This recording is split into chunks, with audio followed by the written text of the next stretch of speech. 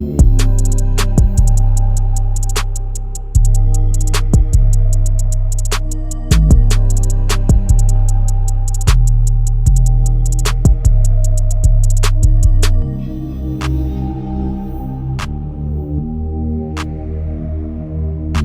back to the Team to Beat Miami Heat podcast, your one-stop shop for daily Miami Heat and NBA content. My name is Amir. We got Digital Adel back on the podcast once again. You can find Digital Adel at Hoops profile. He's also a member of the 5 Reasons Sports Network. So thank you so much for hopping on, Adel. Appreciate the time as usual. You're welcome. Thanks for having me. It's always a pleasure to be here. Amir, we always have a good time, and usually I ramble off subject. We do, yeah. We went off on like a goat tangent the last time you were on. We talked about James Harden, I think. Oh man, among a few other topics. Thanks for reminding me of that, because then we could talk about those during this long offseason that we're going to have. The Miami Heat, as we all know, had a horrible season last year and even worse playoffs, and got swept by the Cavs. And there's a lot of changes we need to make moving forward. And Pat Riley mentioned during the end of season presser that there are going to be changes. We are going to be looking to improve via the draft, via possible free agency, through trade. And I don't know anything about college basketball, really. And so that's why I have Adel, obviously, here today, because I want to talk about the draft, which I think is in 2.5 weeks from June today. 25th. Yep. So like roughly 2.5 weeks. And the Miami Heat have the 20th pick from the Golden State Warriors via the Jimmy Butler trade. And not the greatest position to be in, but you never know, right? Like we talked about this too in the last podcast, I think that you were on. We talked about some second round players or even late picks that blossomed into stars or all stars. And it's very rare, as you mentioned. And so we'll see what can happen. And I'm still excited that we do have a pick this upcoming season. For now.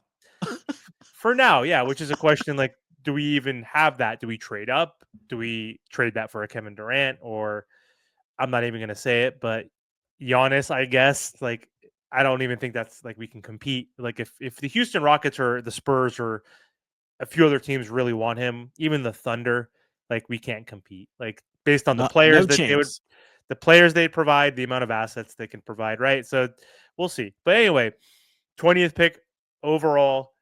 That's what we have in this first round. So what kind of player do you think that the Miami Heat should target at pick 20 based on their current roster holes? I mean, ideally, you want a playmaking, two-way potential type of point guard, right? Because they don't have one. Good luck. Like Davion Mitchell is a career backup to me. Like he can be a spot starter, but I don't see him as a long-term starter. And that's no slight to Davion. I love the kid's game. He's a bulldog. He's tough. He's quick. That's really it. But he's not a true facilitator. He doesn't have, that sort of separation for and an ability to be an elite shooter. It's really going to be like an engine of a team. But if you're going to keep Tyler Hero and Bam at your core, you need a guy like that. So in this type of draft, picking at 20, that's going to be tough because a lot of the point guard depth in this class went back to college. And so now, who I've been really zeroing in on is Ben Seraph from he's Israeli. He plays in Germany for them. They're in the playoffs right now, and every time that kid's on the floor, they're winning. Every time he's off the floor, they're losing. That's just the MO. That's the effect he's having on that professional team in a playoff setting. That being said, yesterday was probably his worst game of since I've seen since the beginning of the season, and he still ended up with like 14, 5, and 5. And he played terribly. A lot of it was poor shot selection on that. But Ben Seraph's the guy. Any other point guard, I mean, you're going to have to settle for people like Jaeger Demeen if he falls. Jace Richardson, I think you'd have to trade up for. I don't think you're going to be able to get him. But I've been zeroing in on some guys that have this position flexibility lately, like a Danny Wolf, because he's really versatile. 7 foot, 250, huge hands, block shots, rebounds, dribbles like a guard. So he can facilitate for you. So he could be one of those guys that you could develop. Another guy, though, is Hugo Gonzalez. It's been very hard to find tape on him because he hasn't played a lot. But in the playoff game, he did play like a half of. This guy's really athletic. 6'6, 207, 6'10 wingspan, big hands. So he's an athlete. He's got a great feel for the game for only being 18 years old. So he's another guy that you would take 5 spots sooner than you would expect him to go in the draft, that you can develop into like a two-way player. Gotcha. Going back to Ben, who is his player comp like? And I also, hate player comps, but I'll give you an idea. Yeah. And I haven't seen any of his highlights. I've heard obviously different folks mentioning him based on his playmaking, his knack for scoring, his size, but like also touch on his defense. Like I hear he's okay. He wouldn't be a liability, but I've also heard that he's had some porous efforts on that end as well. So sure. Yeah, I mean, all of that's true. I mean, he's 18 years old. He's 6'5", 200 pounds. So he's solid at 18 years old. He's only 18. And he can still grow. Yep.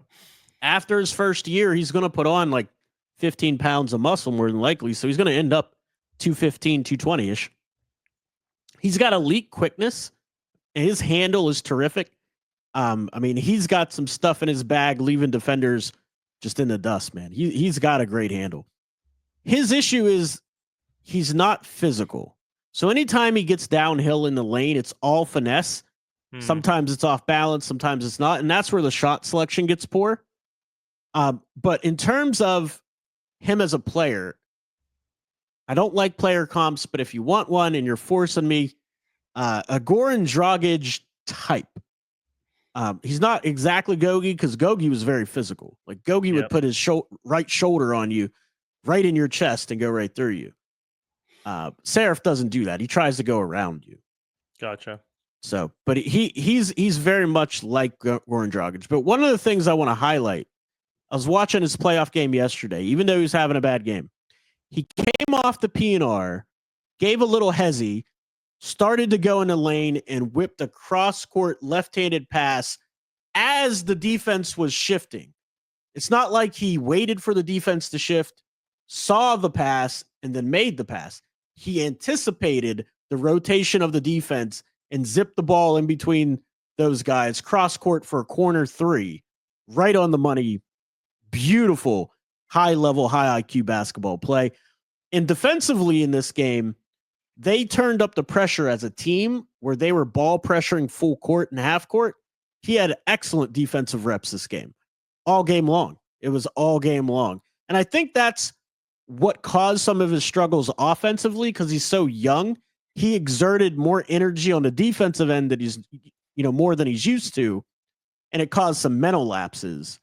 And again, that's just being young. So he can definitely overcome that. Yeah. Sounds Luka-esque, that one situation you described. Playing that QB1, a term absolutely that we haven't had a QB1 in a while. And an elite one for that matter that was actually young or in his prime. He's quick, man. He's quick. That's good. But the only thing that I think of is like the German league. I don't even know what the hell league is he in. The Bundesliga. It's a high level league, man. Is it? Yep. Yeah. Still not as high level as the NBA. So I have some worry. Like if he's like none of these prospects have played in the NBA. Well, I know, but like, is the NCAA more competitive than this German professional league? Probably not, right? It's probably comparable in the NCAA tournament. When you start boiling the teams down, I would say then it starts to get pretty. You get the top 64, not just like exactly. Makes sense. Okay, cool. So you kind of touched upon this, I guess. Like you mentioned a few names, but if no point guards are worth taking, you mentioned that a lot of them are going back to school. So. But there are some that could fall, perhaps, or we could take a flyer on. But if no point guards are worth taking that are available at 20, would you prefer the Heat to go for best player available or draft for need? Because we've seen the Miami Heat technically not pick the best player available, which was, I think, probably the most recent history would be Cam Whitmore, who was supposed to be a top 10 guy, right? Or top 12, and he fell to, 19, 20 or whatever it was to the Rockets. So, what are your thoughts on that? Like best player available or draft based on need? I mean, they made the right decision drafting Jaime. I mean, Cam Whitmore, he's a guy that he doesn't have any basketball IQ. That's why he doesn't play in Houston. Well, they're deep Even though too. Even Reed Shepard even doesn't. well, Reed Shepard doesn't play because Fred VanVleet's getting paid 40 some odd $1 million. Like if Cam Whitmore was better than like Tar Eason or any of these other guys on the wing outside of Amen Thompson, he'd be playing. But he's just not. He's not good defensively. He throws the ball into the third row. His basketball IQ is not what fans make it out to be. They just see him dunk and make a couple of threes, and they're like, "Oh my God, we should have drafted this guy." But Sounds they'd like be sorry to cut you up. Sounds like Josh Christopher kind of possibly. yeah. And the thing with Josh Christopher is that like you never know which Josh Christopher is going to show up. Like sometimes you have like totally. a high level like scorer, and sometimes you have a guy that just doesn't know where to go with the basketball and turns it over and is going 1-on-5. So he's a little different, but yeah, you're absolutely right. It's very much like that where he's got a skill set. He's got an NBA skill set, but he doesn't have the basketball IQ to make it work. How do you like? It's so funny. It's like an oxymoron. This guy has like no basketball IQ yet. He's in the NBA. It's like funny to think. It's Because crazy. he's that athletic and he's that skilled. Like he can really shoot the ball. Yeah. But it's shot selections. If you're see, the thing is at the NBA level, right? You cannot get away with poor shot selection if and not have basketball IQ. Because at the NBA level, those shots you used to be able to make in college, now they're getting challenged by athletes that are just as athletic as you are, maybe even longer wingspans, makes it even that much more tougher. So it's just very difficult to survive and play a winning basketball when you don't have basketball IQ. It just is very difficult. So you think draft by need then? That's like a necessity for the Heat? No, best player available. Because I think Jaime was the best player available. And I've been saying this for months, and I know it's been a long, all I do is draft, so maybe not everybody's heard this. But if somebody like Thomas Sorber, a backup big, falls to 20, I think he's the best big, second best big in the class after Malawach. You take that guy. The Heat need a backup big. Kel'el Ware is, as well as he exceeded expectations, he's not guaranteed to be an all-star or all-NBA center. So if Kel'el Ware just continues to give you poor defensive efforts and lapses and doesn't hustle, Thomas Sorber can push him. And maybe you get the best out of Kel'el Ware and Sorber because then he has some competition and pushes him, and he's not guaranteed his role. And you shore up your backup big spot, which is huge because everybody knows when Bam came off the floor, everything falls apart. It just does. How is this Sorber guy on defense? Sorber's outstanding on defense. I mean, he's 6'10" with a 7'6" wingspan. He's got excellent footwork and post moves, some of the strongest hands in the entire draft. Now, his hands for a big are a little small, but he's got really, really strong hands. And that's what really matters at the end of the day. Because if he gets his hands on the ball, it's his. Nobody's taking it off of him. He's also a good facilitator. His shot's a work in progress. It was coming around until he got injured. He hurt his foot at the very, tail end of the season. I love that, though, then, because Kevin Love, he has another year, but he's like, seems like he's fully on that UD kind of role off the bench, and he's not going to really be playing much. He'll have spot minutes here and there, I'm sure, throughout the season, probably play like 40 games, 50 games max. We'll see 10 minutes max a game, it seems like. So why even play him when we didn't even play UD, essentially? I mean, UD was definitely a lot older, so I guess that's a different factor because KD, Love is 35. I mean, UD was 41 basically when he retired or whatever it was, 40. Right. So I love shoring up that backup. And it gives you two bigs that come off the bench. Then you have two young pieces. You have Jovic playing kind of like that point, maybe not so much point forward. Depends, I guess, who we draft. And if Davion's coming off the bench, he's going to run that second unit with Jovic, but he'll be that second ball handler at 6'10", 6'11", and then you have that bruiser kind of big in the post with the strong hands, like you mentioned. I think that's going to be huge to have both those different types of players complement each other coming off the bench. And we just need more size. We need more functional size. I know you love that phrase, and having Jaime come off the bench again, someone who's 6'7", Pella Larson 6'5", 6'6", like I think that's good to just add more size coming off the bench for sure. Yeah, absolutely. I mean, there's even guys out there like Cedric Coward, who's a small forward. He was a Division 3 player, worked his way into Division 1 for Washington State, but he's got some of the best advanced metrics for shooting in the entire draft. 6'6", 214. He's got a 7'2" wingspan. Holy crap. Got a low post game to him as well. Can't really dribble that great. Like, he really needs to work on his ball handling. And he's not like the best defender, but he's a good defender, especially at the level he was playing. Per 36 minutes, he was averaging like a block and a half a game. He's still only 21 years old at the time of the draft.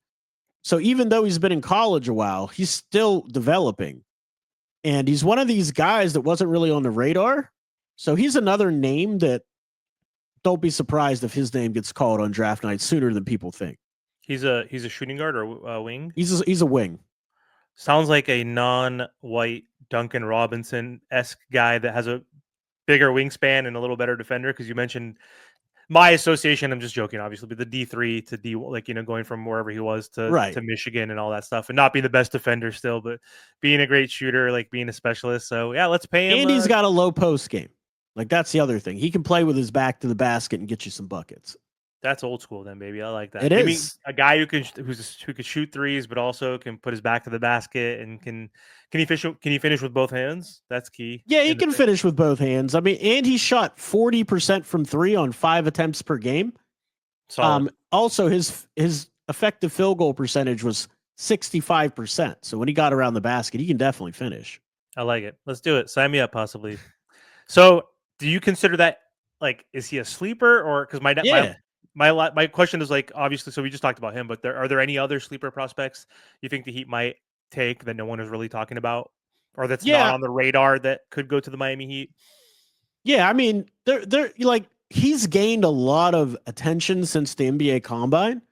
Like, the average fan, because they don't watch the Combine, maybe they don't know about Cedric Coward, but in draft circles, like, he's one of those guys that recently have been floating around. Adel Thoreau from Arkansas, he's another guy, 6'7", super long wingspan, outstanding in the passing lanes. He's a straight thief. He's a bulldog, like, going to the basket. He's a free throw merchant. He'll rebound for you. He can facilitate a little bit. The problem with Thoreau, he can't shoot, like, at all. We need that. That's imperative for what we need. Also, going back real quick to Cedric, sure, he is birthplace Fresno, California, where I'm from. You and I, we always mention from Western Pennsylvania, technically, but I moved there. I moved from there when I was 5 to California, to Central California. Not born but raised. My parents still live there, so that's another brownie point right there to get Cedric. Average 17. What is it? 17.7 points, 7 boards, 3.7 assists. Like, from Fresno, like, I got to root for him no matter what now, even if it doesn't go to the Miami Heat. I'm gonna break your brain a little bit, because Adel Thoreau, guess where he's from? Who? Thoreau, who we just talked about. Oh, the Arkansas. He's from Indiana, Pennsylvania. Pittsburgh, Pennsylvania. Yes, sir. He went to Quaker Valley High School. So you got to root for him too. No, I don't root for Pittsburgh anymore. Man, I'm so far removed from that. Are you kidding me? Like, I'm 40. I just turned 40. I'm 35 years since I've been in Pennsylvania. Oh, I've been, but since I lived. I got one last deep name in my bag, my friend. One last name. Alex Tahui. He's from Sydney, Australia. 6'9". He's another guy that's got a 6'10" wingspan. He's a really good all-around player. He does, like, a little bit of everything. He can shoot the ball like 35%. He can finish at the cup. He can handle. He can get to the free throw line. He can give you some assists. He can get you some steals, get you some blocks. Literally does a little bit of everything. And he's also only 21 years old. It's not like he's super old. And he's still got some room and growth in his game. 6'9", 223 pounds. Alex Tahui. All right, I'll keep. I need to do some more research. That name has not popped up on my radar, so I'll definitely take a look. But before we close, So, what's your prediction? Like, who do you think the Miami Heat are going to pick at the Mm, 20th? And who do you want them to pick? Like, that could be the same person theoretically, right? Like, right. who you want and who you think they're going to pick, or that could be a different person. But what are your thoughts on that before we I mean, close? that's a very difficult question because there's going to be a lot of trades, I think, coming up on draft night. In the top of the draft, some could be in the middle. I also feel like I don't think the players I want are going to be there. Like Ben Seraph, I think he's going to go earlier than expected. Hmm. What's he Um, projected at right now? well, Ben Seraph, it depends on where you look. Like some people have him in the 20s, some people have him in the top 15. For me, I got him in the top like 10 to 15, no, top 12 to 15 range. So you take him no matter what if he's available. Like, I would, yeah. No matter, I'm taking Ben Seraph. Absolutely, he solves so much of what this team needs. So, like, without trading Tyler, you now have a facilitator that takes that pressure off of Tyler and a ball handler. Now he's going to have to clean up some of the turnover stuff, and he's going to have to, really buy into that Heat system to be able to, be in world class NBA shape. So that way, when he gives that effort on defense, he's not making mental mistakes on offense. yep. But also, one of the things too, like I wouldn't be surprised if like Nolan Troy was around. And Nolan Troy is like the lead facilitator for Saint Quentin and their French French dude. team. Yeah, the Yeah, French he's a dude. French dude. He's really quick. He's really shifty. Excellent feel for the game and facilitator. So don't be surprised if he's around. He could be a lead facilitator too. The only problem is he's only 170 pounds. He's 6'3 with a 6'8 wingspan, but he's only 175 pounds. Like, that's really, really light. But who do I think they'll take? Who I think they end up taking is going to be the best player available. I don't think it's going to be Walter Clayton Jr. I don't think it's going to be. I don't think Rasheer Fleming's going to be there, or that would be the pick. I think it's Over going to be Seraph, Fleming or Sheriff? Fleming's going to go like 13th overall. Like he's going to go somewhere in there. Okay. And Yeah. I like how you brought up Walter because I was like, he can help us, but you know what he's going Yeah. to be? He's going to be. Forgive me, I don't remember, but Jordan Clarkson, Jordan Clarkson. was he a shooting guard or point guard, like a combo guard kind of? Yeah, he's a When he first came combo-ish in, guard. Yeah, he was a combo guard. combo. Like Yeah. I see him coming in as off the bench, Jordan Clarkson esque guy who can get hot, make some tough shots, and he's not going to play good defense. He's not going to really be a good playmaker. He's streaky, so it's like that's what I see him as, the best like upside, like best scenario possible. What I saw, and I don't know much, and I haven't seen him much. I just saw him during the tournament, basically, right? A Jamal Murray type guy. Like, not that's not a comp. I'm like, if for some reason he can blossom and improve, which people do in theory, right? Like it happens. Right. Like the way like his shot making ability and clutchness like reminded me of Jamal. Does Right. that sit true at all? Like I mean, Jamal's obviously I way mean, better. kind of like they're different players. So Walter Clayton Jr. is excellent at coming off of screens off ball. Like, think about the Spurs teams that had Patty Mills coming off the bench when they were winning championships.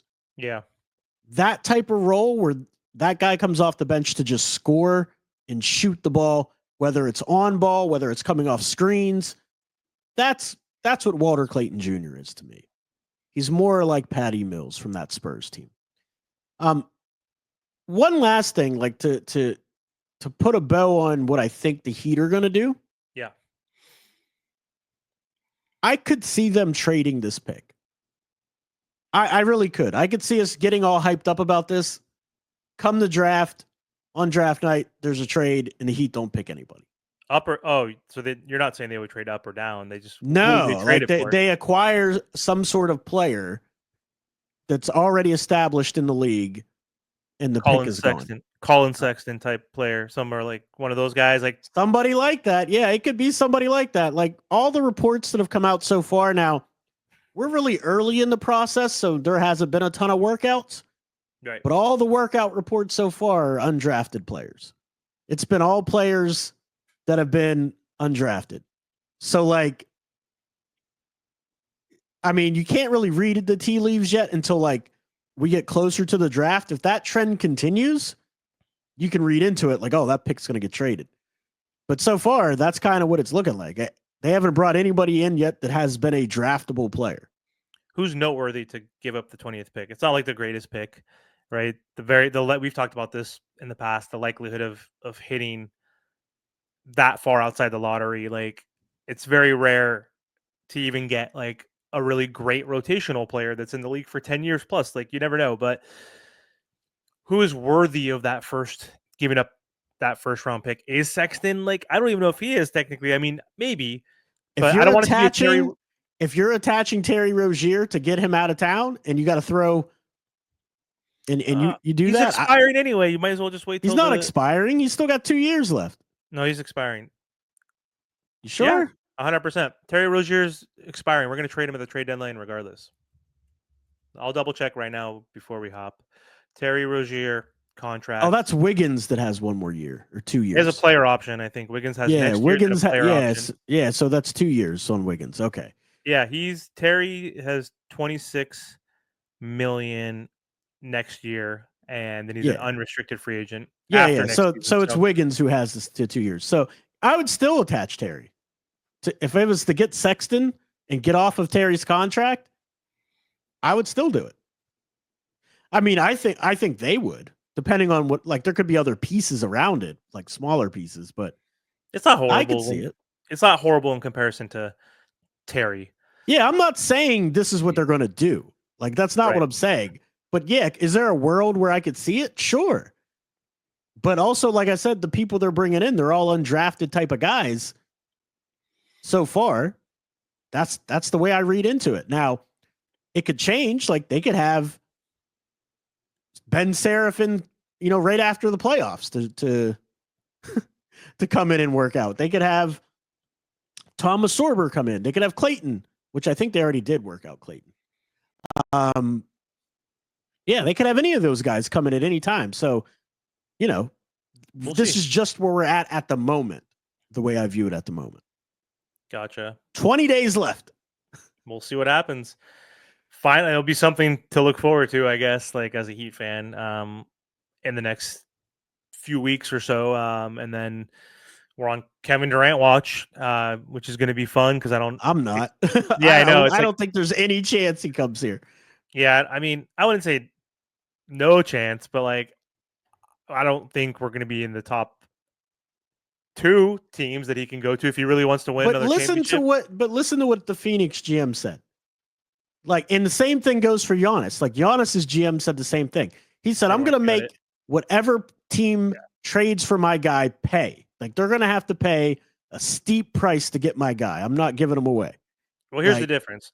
Sorry to cut you off. Giannis is 30 and still in his absolute prime, and top 3 in MVP voting, averaging 30 points per game, 11 rebounds the last 5 years, basically. Like, way better defender than KD is, obviously 2-way player, and has an extension that he just signed. So like, that's the difference. KD he's an unexpiring contract himself, so it's like they don't have that leverage where they get like, we want the farm. Did you hear what Ethan reported though about last season? Because the Heat tried to acquire KD last season for Jimmy, like the whole Jimmy and Josh Richardson or whatever it was. So basically, the Phoenix Suns, to paraphrase like what Ethan reported, was they asked for everything. They asked for all the young guys' picks. They were asking for everything. They still had a year and a half. I mean, they want to. The Heat were like, no thanks. So like, fair enough. But this year, there's only 1 year left on the contract. I think it's a little different. And he's 37. It's like they could say that. I just think the owner is delusional about Kevin Durant's value. Like, the Heat aren't going to play ball like that. They're not going to. And Houston or OKC or San Antonio, any of these other teams, they can offer way more than the Miami Heat can offer. Hell yeah. Do you think the Heat should offer 2 first-round picks or Kalaware as part of it? Either one scenario. I agree. For Giannis, sure. For Durant, no. For Giannis, you're offering 3 picks. Bam Adebayo. That's my point. Kalaware, Jaime, Jovic, everything. You're still not going to get him. That's my point. Maybe you would. maybe if Bam is actually traded, but then that's the whole point. Giannis They're doesn't want not to. trading Bam. No, well, I do it for Giannis in a heartbeat, Of like every course you day. would. Of course Would you would. you?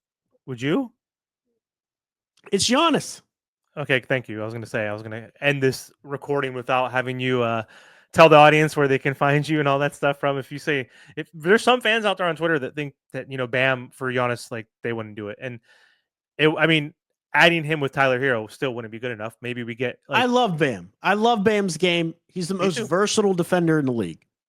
Love him. He's not Giannis. Giannis could be the most versatile defender in the league too if he puts his mind to it. But we need him for scoring, right? So that's he's a champion. He's an MVP. He's a Finals MVP, more importantly. So There it is. um, He's a champion. That's it. he's amazing. So anyway, that's all I have for this draft episode. Thank you so much for hopping on, Adel, and educating the audience and educating me because I don't know anything about college basketball. So appreciate your time. And so yeah, before we do hop off again, though, let the audience know where they can find you online and your work. Absolutely. You can find me anywhere on social media under Digital Adele, under that moniker. My basketball stuff podcast is under Hoops Profile, the Beyond the Backboard podcast with my co-host, Matt Hannafin. I'm also a contributor at the 5 Reasons Sports Network. You can watch us break down Heat games and generally talk about nonsense on every Heat game on playback.tv/5RSN. Awesome. Thanks again. Thank you.